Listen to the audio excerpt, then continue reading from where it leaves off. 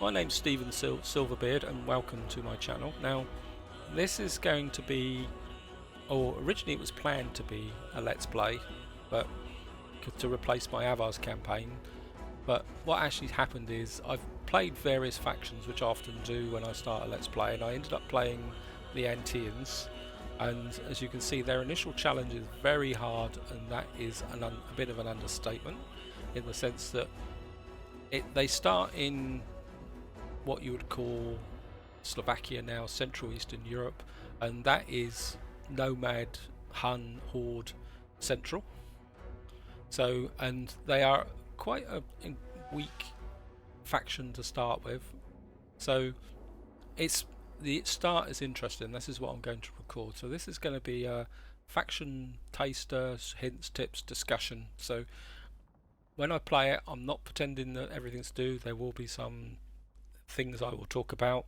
I may even, if I get destroyed, if things go badly wrong, I will destroy and I will restart it and discuss it. So this is a campaign where if you've got an opinion or something or a piece of advice, this is going to be very, very useful. So what we're going to do is I'm just going to go through it and introduce it. And obviously the Anteans are one of the Slav factions that have just been introduced with the new culture pack. They're Slavic paganism. I'm not going to try and pronounce Tripirium, whatever his name is here. He's the faction leader. Now, they start with the common cultural trait, which is hardy warriors, which gives construction costs -50 for main settlement buildings. That is very, very useful for when you're trying to grow the said settlements, which is what you need to do. They're immune to snow attrition, which allows them to move through that area in winter, and there's no colonization cost faction wise. Now, there's a hidden cost in there in the fact that you don't pay any money, but you will still take the damage to your troops. And now comes the real sting. Compared to these factions where you've got really positive boosts like +10 melee for against nomadic factions and extra income, and these guys here, they've got farm and boost. The Anteans were kind of hid behind the door when these faction traits were given out, and basically they've got liberty for walls, skilled in using terrain to their advantage, and no small danger to any would-be invader. Now, so they get a morale, melee defense, melee attack, and melee damage boost of 20% when fighting in a forest, and the same when they fight in a river, which is the bottom one. Now, the one in the middle is the one interesting one, is they get a morale, melee defense, melee attack, and melee damage of -10 when they fight in grassland and open fields. That means that they're incredibly weak as an army to fight in the field. You've got to be a bit tactical. Now, when you add on top of that, if I go to the custom battle screen and look at the units, they've got no real cavalry. They've only got this pretty rubbishy skirmisher cavalry, with which even the top units don't have the best of morale. So if you can imagine, they've got a morale of 43, get caught out in the forest, that takes it down to 33. The same with these skirmishers. And starting from the top, they've only got the single general unit, which, to be honest, isn't particularly brilliant. You've got these pretty naff spear units. I mean, you've got some pretty powerful chosen shields and Slavic noble spearmen at the end, but the problem's going to be getting to them.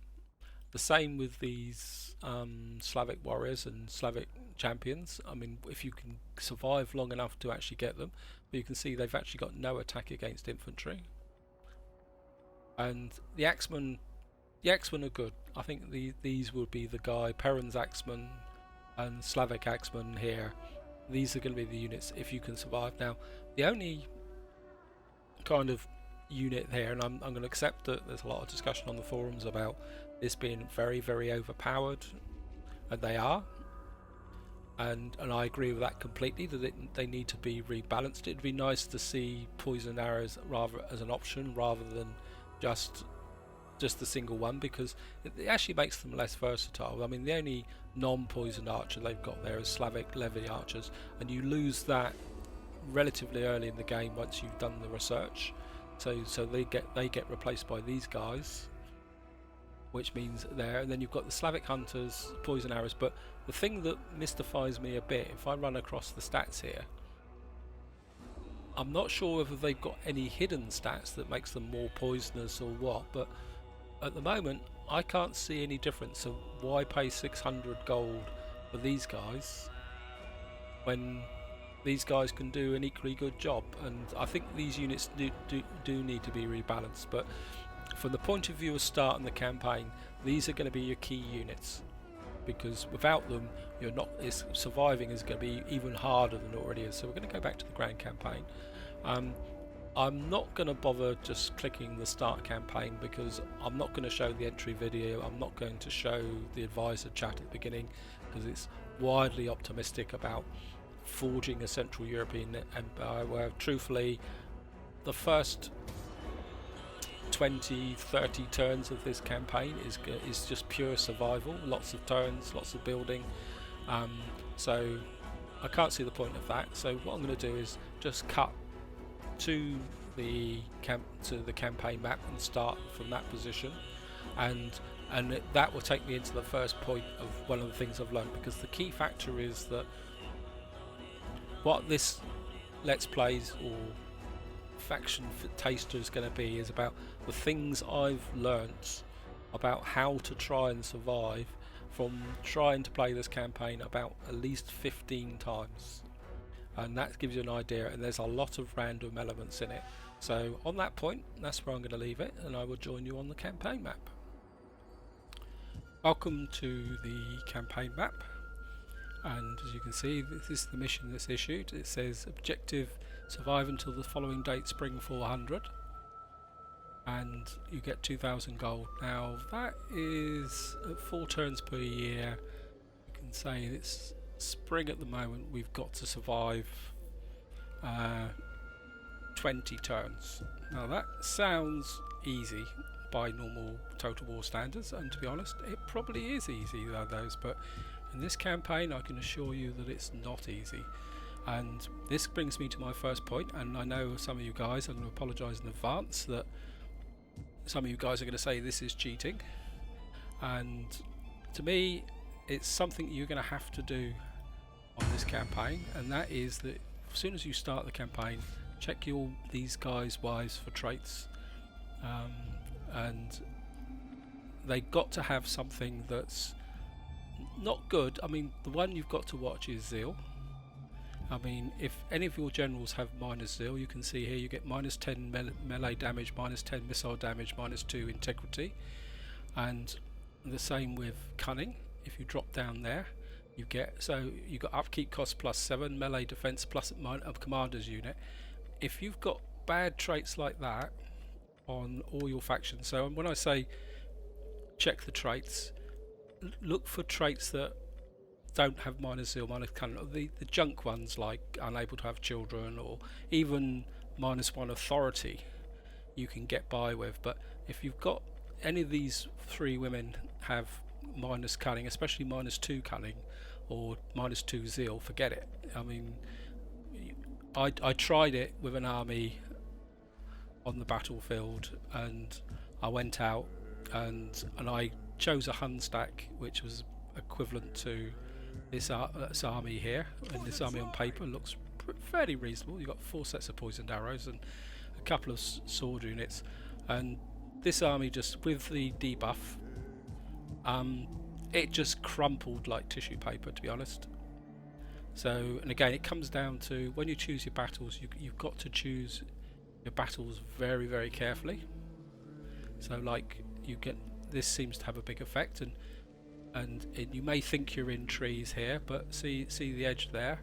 So if you want to get the buffs in battles, you've got to choose your terrain very, very carefully. With these units, you will not win against the various hordes that come through unless you massively overpower them. But even then, it's still going to be a bit of a struggle, because these troops just don't seem to be able to stand. And the first thing I'm going to do is, what I found, is to bring this guy, the heir, up here to talk to meet with the faction leader. and what we're going to do is swap some troops. May need to get some poison arrows into there and some Slavic levy archers into here. So you've got these poison archers have then, because basically for the first 15 turns, which you will see when I talk about research, you'll be acting purely in a defensive role unless an opportunity presents. Now the next thing I'm going to do is remove my faction leader, and I think this is a guy, this guy don't worry about too much. He looks like a good governor, but he's too old and he will probably die in the first 20 turns.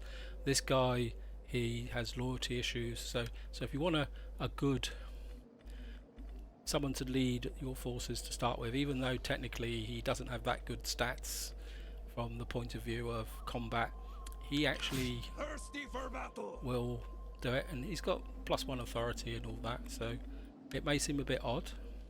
So we're going to go back to the family, because what I'm going to do now is marry the daughter to this guy, and that will give him, if I click on here, that will give him a buff on that, I think, because she's got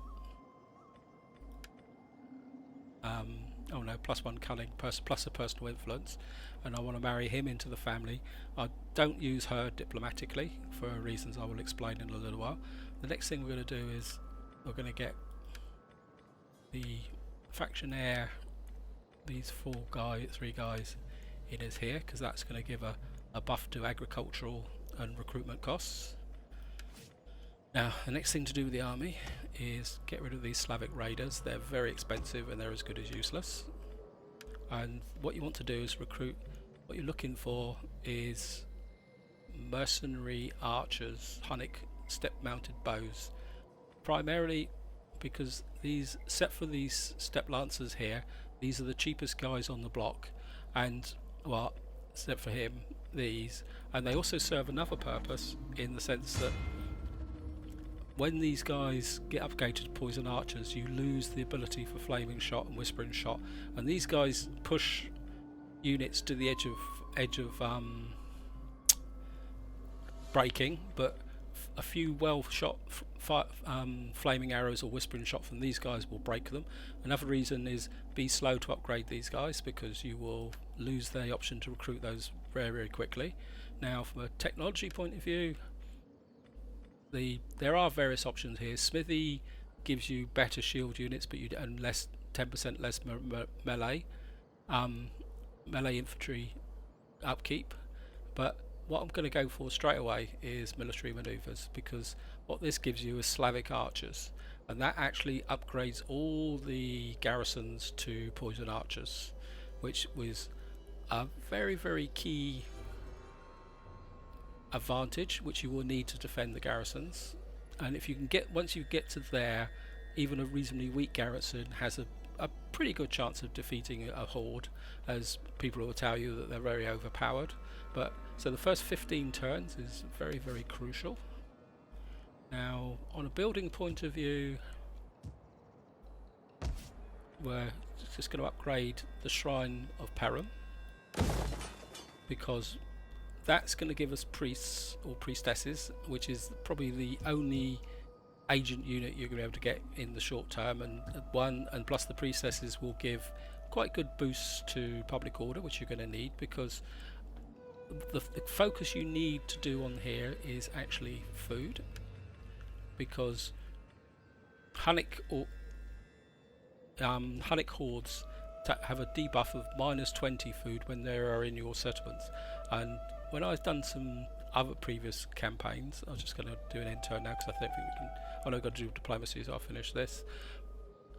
I've had 4 Hunnic hordes in here, so that comes out at 20, 40, 60, a debuff of 80 food in this one province.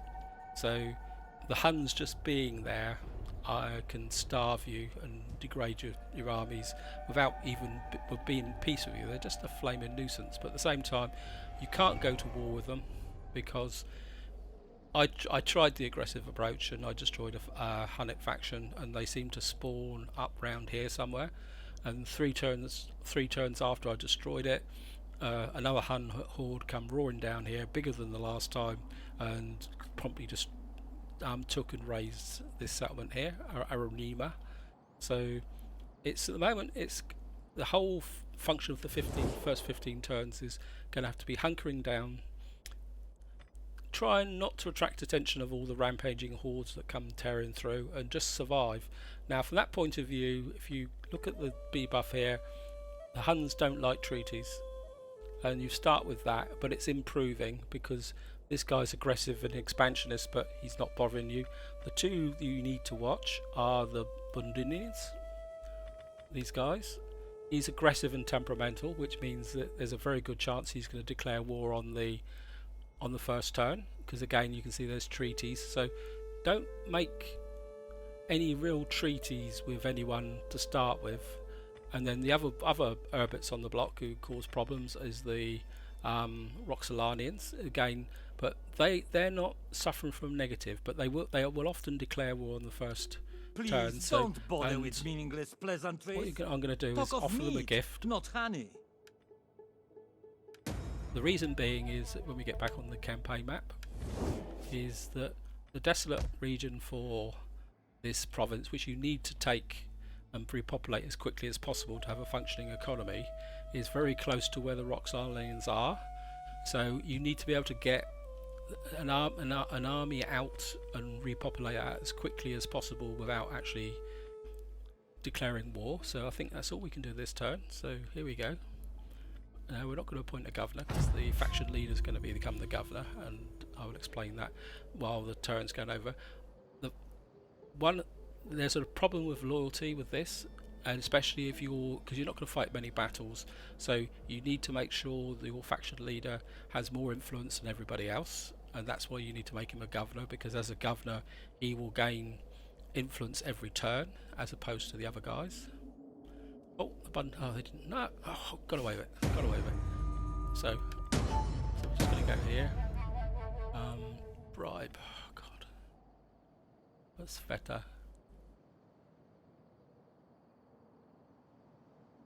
So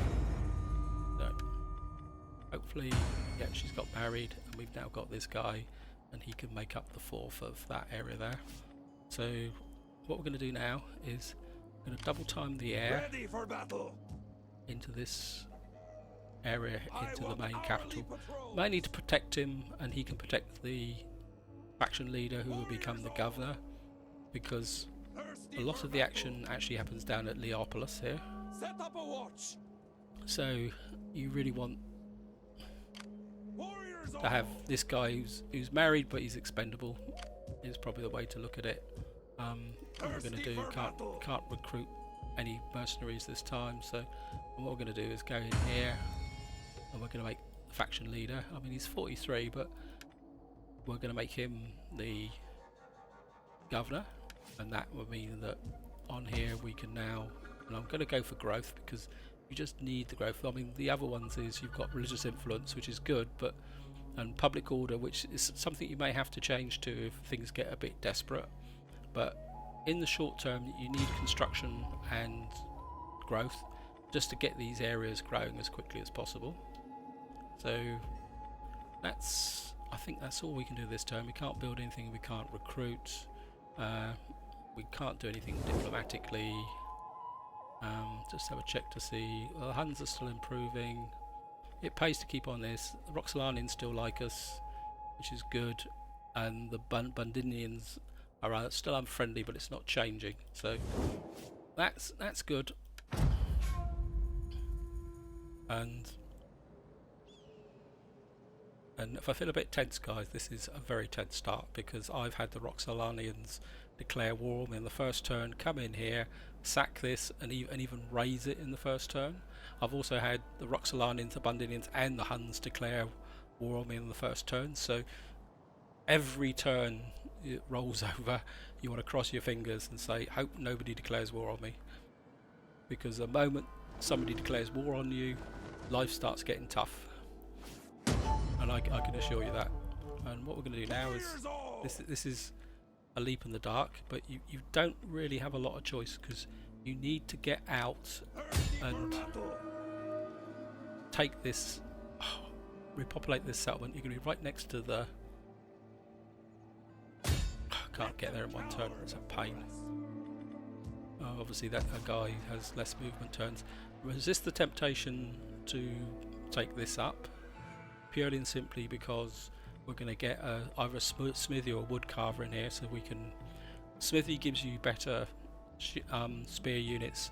Wood carver, as you can see, gives you Slavic levy archers, which can be very, very useful, although my inclination is towards the archers to start with, because the heavy infantry is good, but it's expensive, and what the extra you get is debatable. I'm sure there's people, some of you guys who are really into the deep stats of units.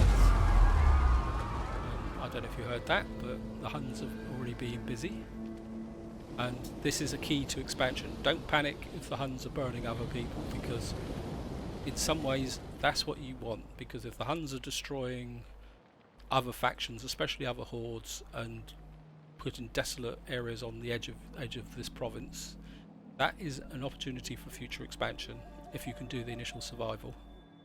So just be happy the Huns are attacking somebody else. And here we go, the late game. Consolidating, they've gone off, got through this turn. Whew. What we're going to do now is get in here, and we can use the fact that it doesn't cost us anything to recolonise, but our troops will be damaged, and we need to get in straight away to do that. We've now got a priestess, which we need to recruit.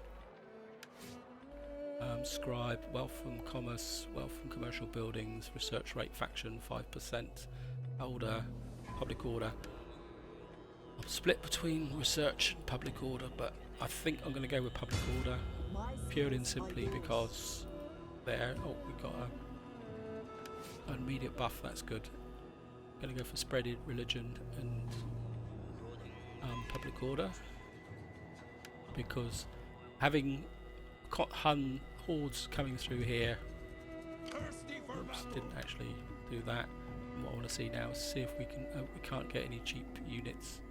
We can get these guys, but they're expensive. They're expensive. We'll just hang on to see whether we can get a thing. And what we're going to do is just have a quick look at where the Huns. See where the Huns actually did it. Oh, that's good. It's not good for the I think it's the Lugians or wherever they are down here, but it's good for us because if the Huns clear out Dacia, that's a natural expansion route for there. So let's have a quick look to see who the Huns are at war with. They're at war with everyone, that's good. So yeah, so if the Huns are pushing down against the Bastanians, that's good for us in the long term if we can survive this initial phase. You can see already we've got our local friends, the Roxalians, in here causing problems. Now I am going to take this shrine down, but I'm going to hang on to it for a little while because one, it's going to improve Slavic paganism, and hopefully, because at the moment if you click here we cannot raise another army.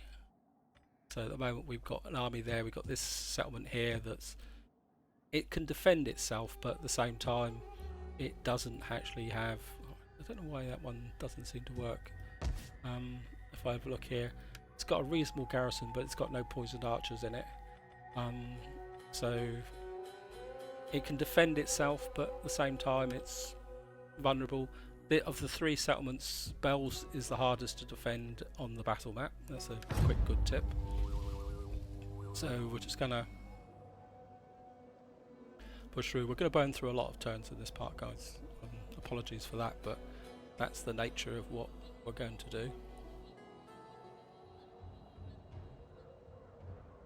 And food is a big issue here, so we need to be able to upgrade the farms and other various units but what we need is another, I think it's 3 turns, so that we get the garrison established at Belts. If we can get through this phase without actually being at war, which is looks like what's happening. This isn't a put up job, guys. This is me recording, but I can assure you this is my luck's holding is probably the polite way of saying this, in the sense that let's just have a quick see if we got any horse archers. Nope. So I'll keep checking. I mean, you got these guys here, but I'm not. Don't quote me on this, but I've got a feeling that I'm going to be using mercenaries, because I've noticed in my battles that the mercenaries don't get the buffs from the faction units. I don't know if that's a flaw or a bug or whatever. I'm just going to drop this agent down at the moment to try and, you can see, just to try and, what you've got to try and do is get the public order as high as possible so you can afford to take the thing. We're going to need to buff up this area here. I mean, at the moment we're getting 90 food from this one, and I think from that we get 70, on that one we get 50. So at the moment we want to keep these settlements and possibly get them to level 3 as quickly as possible. But if you look at this, that's there, but this has to be the priority. We've got to get through another 5 turns, so that's all we can do this turn. Again, you will get offers, but the only offers worth accepting in this initial phase is from your Slavic brothers, and once you get through this phase, then you need to build up relations with them, because sorry, my voice is a bit croaky. You may have to rely on, it's a balance is probably the best way to say it, is strengthening your alliances with your Slavic armies knocks down your relationship with the Huns, but at the same time is having those guys on board. They can actually do the killing for you, which is good. So we got this now, so it means we can raise another army. What I'm going to do actually is check this guy. I think it's time to give this secure loyalty, because this guy, you need to pump up his secure loyalty on a regular basis. What I'm going to do though also is not at the moment, we're at peace and I want to save the money. I know I'm not spending money, and I know some of you guys will be saying, oh, you should be spending a bit of cash, but at the moment, until we get to turn 15, there's no point here. I mean, I could build that wood carver, and you can. Now we need to get the wood carver in now, because that will allow us to recruit Slavic levies. And just have a quick check. I think I've slipped up slightly there. Yeah, we're gonna lose the Slavic levies straight away, so we're not going to be able to recruit any extra ones, which will be a little bit of a pain. Zeal, yeah, I mean unit experience. I think that would be good for boosting the recruitment for there. And I think we actually no, we're gonna have to sacrifice that, because we need to get to authority to get this back, to get rid of this negative public 2 order from Govern Province. Public order food are going to be the key to the survival. Is bells. One more turn and we're there with that. Sorry, I'm breathing a bit heavy, guys. It is tense, I must admit. And what I'll do is I'll do this part until turn 15, and then I'm going to stop, and that will be the end of this first part. This is the survival stage. This is very important. If you can get to this point without being at war with anyone, or losing any settlements with that belts as a settlement, you've got a good foundation. If you're already under attack from the Roxolanians and especially the Huns, you're in deep trouble. And to be honest, the fastest I've lost this campaign is 5 turns. Basically, the Roxolanians, the Huns, and the declared war in the first turn, and the only reason I survived 5 turns is because they laid siege to both my settlements and took 5 turns to resolve it. And there was absolutely nothing I could do about it. So we've got the balance of power. Let's see. Say this guy's a real pain in the neck. I mean, I'm very tempted just to get him killed, to be honest, which I might do actually. I think we'll raise him as a general here, and he can come out and do. So you can see the Huns have gone through here, and this is actually a regional capital. So that's a really good foundation for future expansion, but that's a little bit of way off at the moment. We're just gonna see now. The mercenary recruitment here is quite slow, but you need to try and grab a horse archer for that army. This army, Bells, is now established, and what we're going to do straight away is get well in here and upgrade that. That's why I was building the money up, because this area here is, as you can see, we've got negative squalor, so you need to make sure you don't get disease, because again, disease, all the small things, the way to explain it is all the small things that you can deal with in a normal campaign here are just magnified in this faction. So it's just there. I'm going to say these armies that are recovered. I'm not going to upgrade the, well, I'll upgrade one just to show you guys. You can see for the level of increase, you get a bit more health, a bit more melee defense, but it's with the debuffs, it's not gonna really make these guys more effective to start with, because I mean, if we were going to go out and do battle with people, yes, fair enough, but at the moment it's just a question of keep pushing this up, the work on the food, and I think we'll give it to this turn. If not, we're going to start knocking this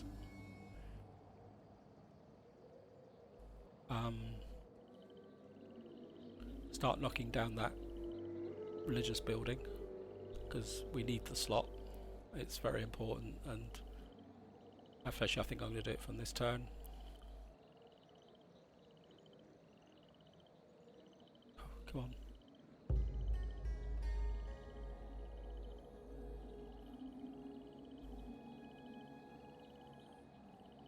My commands, Quadian, come on, past. Don't. Fear is your lot. Now come the ravens. Peaks agape. Nearly made it, guys. Nearly made it. Hopefully they're going to hang around up there.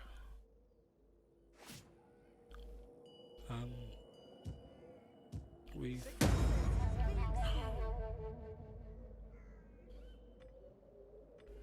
gonna go with a large bribe. I say this guy is a real pain in the neck, to be honest.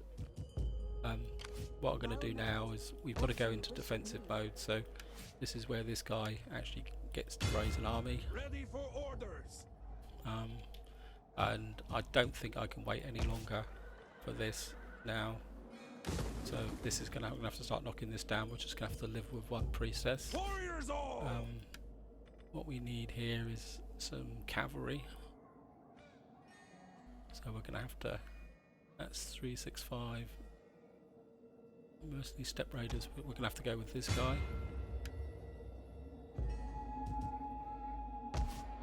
The reason for the cavalry is that we can't fight a field battle. For the tribe. But if we fight, Ready for battle.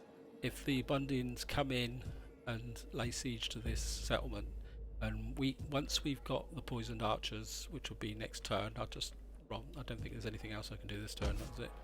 The moment we got that, we're knocking that down. This is building up. This will give us Slavic archers and a bit of extra cash. Unassigned skills. How may I be of assistance? Inspire troops. I think we've got all the main. We'll go for that. Inspire population. That may help. Anything that improves the stability of the population. Yeah, as I say, what will happen is once we've got the poisoned archers, the Bundinians may come in and lay siege. You can't really sally out because you will literally die. So you've got to suck up the siege. They will come in. The poison archers will kill them, and then your light cavalry. So they don't have to be anything special. But once the horde breaks, that's when you sally out with your cavalry and try and kill as many of their units as possible. That's the most effective way to destroy it, so that's why you need a light cavalry unit. The archers, the horse archers are the best because they can add their fire during the siege and put in flaming shot. And right, we've now got this here, and what I'm going to do now is I'm going to go for goat pens. This is a close call decision because it'd be nice to go for that way for the smithy to get the better spear units and the upkeep costs for 10% for melee infantry, but at the same time we need to get out to this area as quickly as possible to gain food. But I think I'm going to go for that just to try and save some money. So we've got this here. Now don't be deceived by the fact that this is a small army and you might outnumber them, because you won't. That's you unless you can catch them in a forest or next to a river, which they don't seem to like going near. I mean, I did try coming out and standing in a forest and get them to attack, and it wasn't particularly very successful. You're far better off at the moment is using your armies to effectively defend your settlements. We've got some here. I think we'll just get some zeal and a bit more cunning here. Just actually no. What we want is zeal and melee defense for the troops to offset that debuff. Now, next tip, very very important tip: do not upgrade these guys, because if you come here, you've now got these guys, Slavic archers. You no longer can recruit these guys, and as I said in the intro, if you watch the intro, these guys only have the ability. So if I actually click this and click here and we look at them, you'll see they've only got the ability for poison arrows compared to this guy. And I'm not sure what the other buffs are. This is immune to snow attrition, resistant to fatigue, and hide and forest. And you've got this here, which is last stand, which is debatable. It's good, but they tend to kind of get in a bit of a tangle, so it's no good doing that for a thing, because they try and form a square formation. So if you've got a spear wall going, I mean, precision shot is really good. I mean, that's something that's very very useful, and these guys have got precision shots. So if you imagine the strategy, oops, I didn't mean to do that. The strategy is, we'll just come up to the army here. The strategy is you get your poison archers to weaken the enemy, these guys to lay on flaming shot with precision shot to basically break their morale. So you don't ever want to upgrade these guys. It's a shame the way that it's actually been constructed that these guys get upgraded. In some ways these are probably the weakest units. If you compare the stats, these guys, the missile damage is deceptive because these guys have poison, and when you actually fight a battle they don't seem to kill anyone, but they actually kill anyone with poison. But it would be nice to have, even if it was an upgraded archer unit that was just a normal missile unit, which you can use flaming shot with. So I've got a feeling I'm going to be using archers. I mean, if I could get some mercenary Germanic archers, that would be nice as well. That would be something else to include into the army. It doesn't make sense, but it does in some ways. That these, if you had some of these alongside, you could then upgrade these, and these guys, they've got a bit more missile, these guys. So basically, if you want standard archers to break enemy units, you're going to have to use the mercenaries. What I'm going to do here is, these guys are expensive. I don't particularly want to buy some at the moment. What I'm going to do is recruit. Not going to recruit anything yet, but what you're going to do, I'll explain that. Well, a quick brief overview. So I was going down to expand that territory. I'm not going to expand it at the moment because I need to consolidate these forces. I know technically these guys are ready to go, but you still need to be a little bit cautious, and what I'm going to do here is build this Sacred Grove. The reason for that is that if you see there, you get 5+1 fertility bonus to the province, which will offset the climate change, which is not far away now. And you get 1 big order and 1 growth. So having that religious building there is going to be quite useful, because food is going to be an issue. So you get 30 food. We don't want that. I mean, yes, you can get Slavic horse arch riders, but if you want to use them, it's up to you guys. I mean, I wish you luck.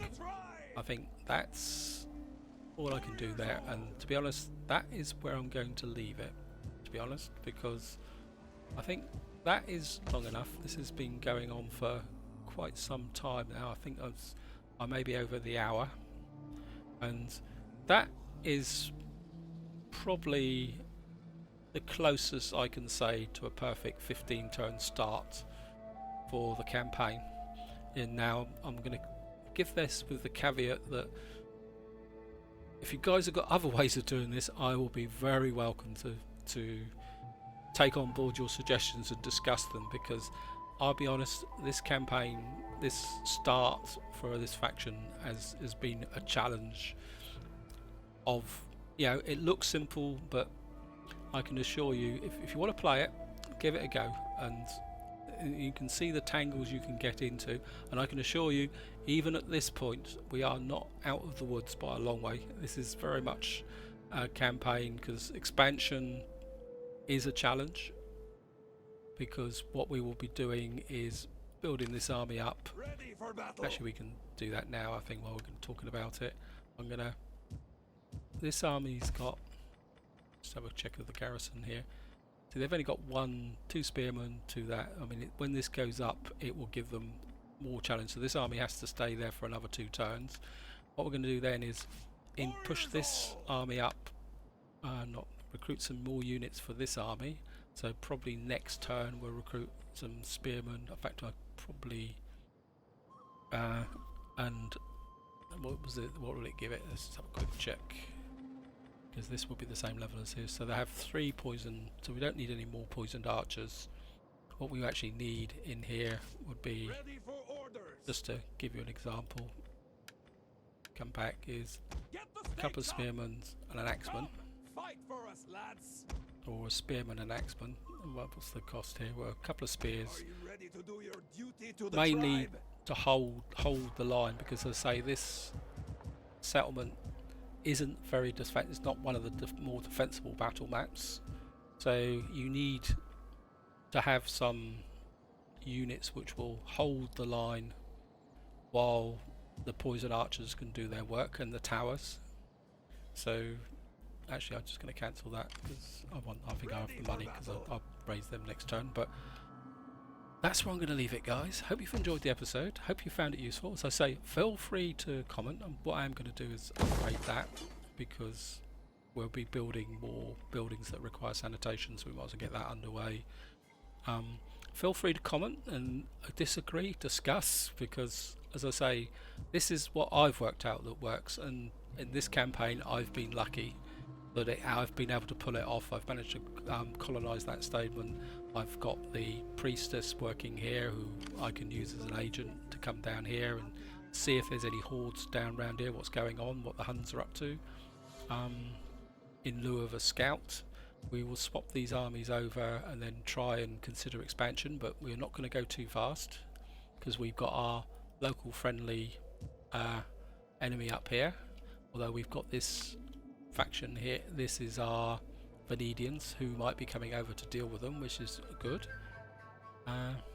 But that's where I'm going to leave it, guys. So I hope you've enjoyed the episode. Like and subscribe, and make your suggestions, and above all, enjoy your gaming.